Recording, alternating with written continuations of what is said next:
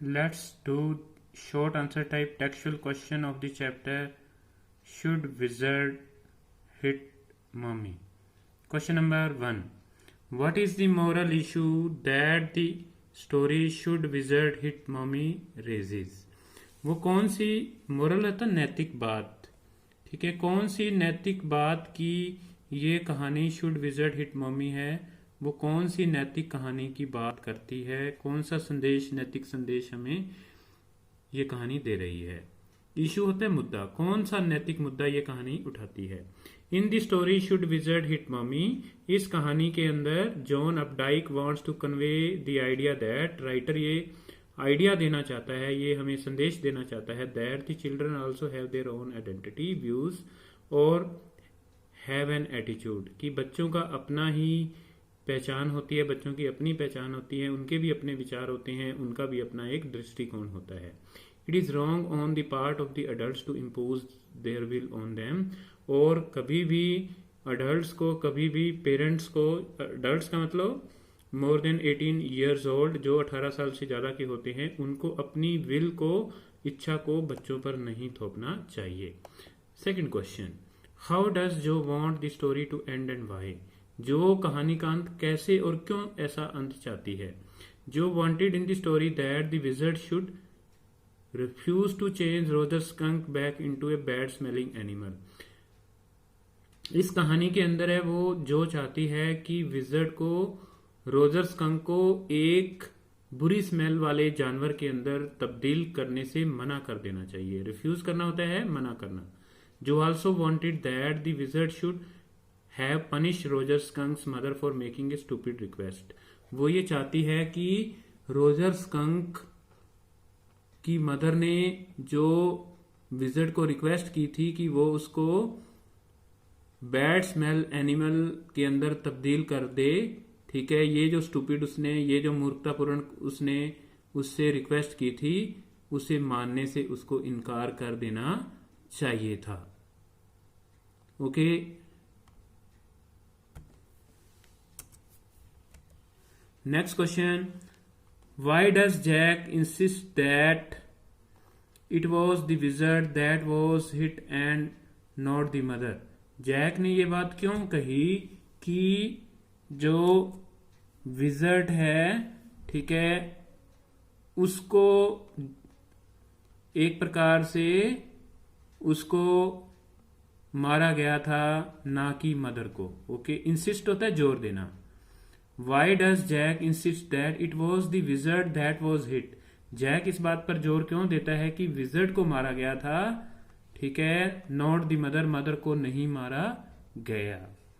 तो Jack wanted to defend Roger Skunk's mother's right to decide how her child should look like, Jack है वो अपने आप को डिफेंड करना चाहता है, ठीक है, रोजर स्कंक की मदर का जो अधिकार है, जो कि उसको ये निर्णय लेने का अधिकार है कि उसका बच्चा है वो कैसा दिखना चाहिए, यानी कि जब रोजर स्कंक की मदर का अधिकार है उसको डिफेंड किया जा रहा है, तो जैक है उसके थ्रू अपने राइट को वो सुरक्षित रखना चाहता है।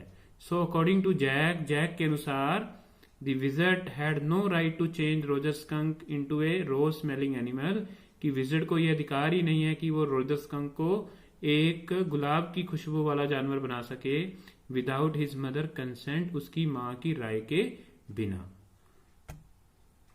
Question number 4, what feel Jack,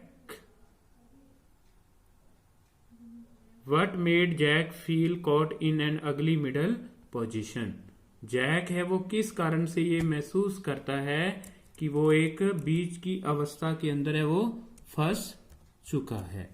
What made Jack feel caught in an ugly middle position, की वो बीच की अवस्था के अंदर फंस चुका है।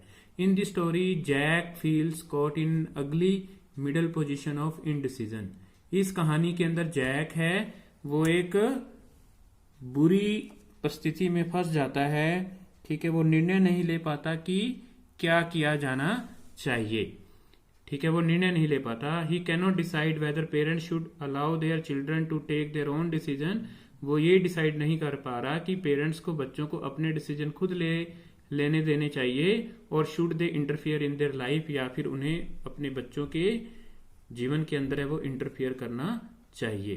तो that is the middle position, exactly middle position be what the parents should do, whether they should leave their children to take their own decision or they should parents should interfere in their life. What is your stance regarding the two ending to the Roger Skunk story? तुम्हारी क्या राय है कि Roger skunk की जो कहानी है उसके दो एंड हैं, उसका दो तरह से अंत होता है, इस पर आप क्या कहना चाहते हो? वी थिंक जो इज राइट, हम सोचते हैं कि जो है वो बिल्कुल सही है। His mother's decision to assert her authority to keep Roger Skunk bad smelling animal is wrong, और उसकी माँ का ये निर्णय कि रोजर स्कंक है वो बैड स्मेल उसमें से आती ही रहनी चाहिए, ये एक गलत बात है। The author wants to convey that we should respect all creature whether high or low. Writer ये हमें कहना चाहता है कि रोजर स्कंक चाहे छोटा है, छोटा ही क्यों ना है, हमें उसे एक इंडिविजुअल के तौर पर स्वीकार कर लेना चाहिए, चाहे वो बड़ा है कोई छोटा है, हमें उसकी रिस्पेक्ट करनी चाहिए। Question number 6, last question of this chapter, what is an why is an adult's perspective on life different from that of a child? कहते हैं एक बच्चा जो होता है उसका दृष्टिकोण जीवन के प्रति बड़ों से अलग क्यों होता है, अडल्ट से अलग क्यों होता है वो। An adult's perspective on life is totally different from that of a child. एक अडल्ट जो होता है उसका जीवन के प्रति नजरिया बिल्कुल अलग होता है बड़ों से, ठीक है, बच्चों से। As they are not conservative by nature, क्योंकि बच्चे हैं वो कंजर्वेटिव नहीं होते, वो एक प्रकार से जीवन के अंदर हर चीज को मतलब एक प्रकार से ऑर्थोडॉक्स नहीं होते, वो लोग हैं वो एक प्रकार से परंपरागत नहीं होते, ठीक है। The adults don't have any zeal for the change, जो अडल्ट्स होते हैं उनके अंदर किसी चीज को बदलने की कोई उमंग नहीं होती, कोई उनके अंदर जोश नहीं होता। They are progressive by nature, okay, they are not progressive by nature. जो अडल्ट्स होते हैं वो जीवन के